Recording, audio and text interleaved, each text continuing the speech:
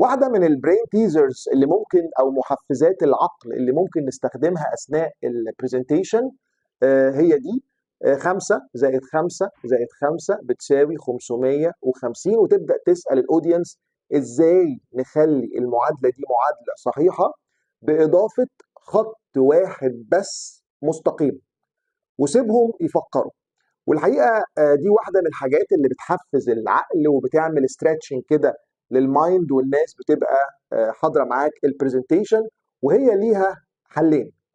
الحل الاولاني ان احنا ممكن نيجي كده على علامه يساوي ونعمل خط اهو، ادي الخط المستقيم.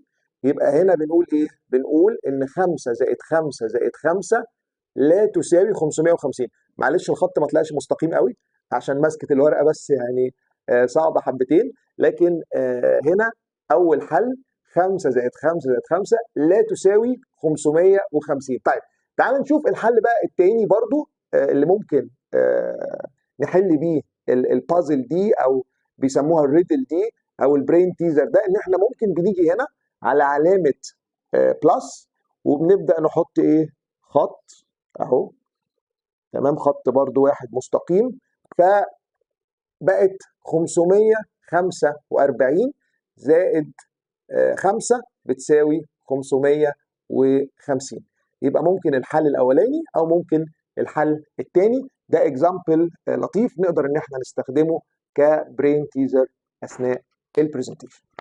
سهله.